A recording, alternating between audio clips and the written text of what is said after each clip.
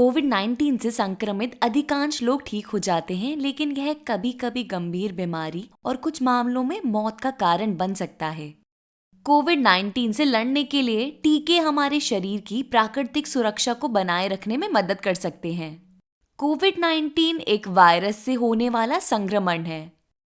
कई अलग-अलग वायरस हैं, लेकिन वे सभी हमारे शरीर के अंदर समान तरह काम करते हैं।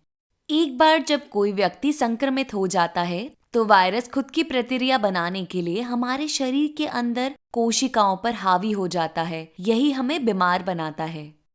हमारा शरीर वायरस से लड़ने के लिए विशेष कोशिकाएं बनाकर प्रतिक्रिया दिखाता है। ये विशेष कोशिकाएं वायरस को पहचानना सीखती हैं और याद रखती हैं कि भविष्य में फिर मिलने पर इससे कैसे लड़ा जाना चाहिए।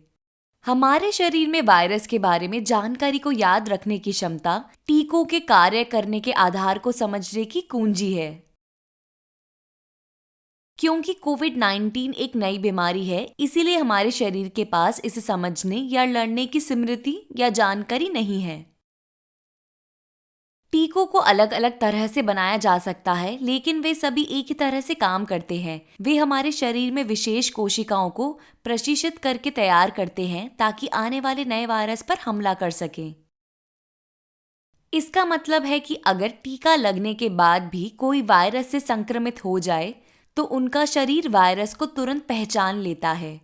यह विशेष कोशिकाएं वायरस से सीधे लड़ सकती हैं, इससे पहले कि वह प्रजनन करके अपने को बढ़ा सके और कोशिकाओं को बीमार कर दे।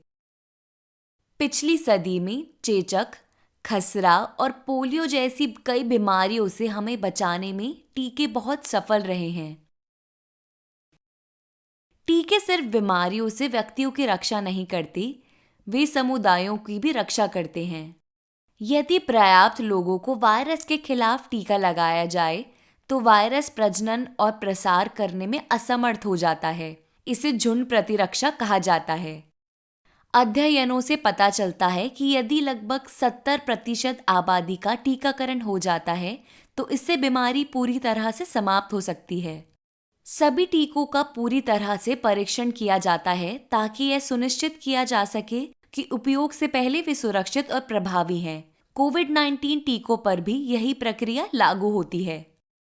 पहले उनका प्रयोगशालाओं में परीक्षण किया जाता है, फिर स्वयंसेवकों के छोटे समूहों के साथ और अंत में हजारों स्वयंसेवकों के साथ।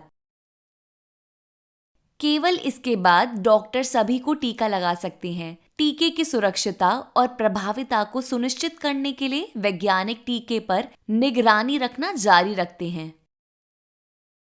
कोविड-19 के खिलाफ टीका उपलब्ध होने के बाद भी सावधानियों का पालन करते रहना जरूरी है ताकि वायरस को फैलने से रोका जा सके।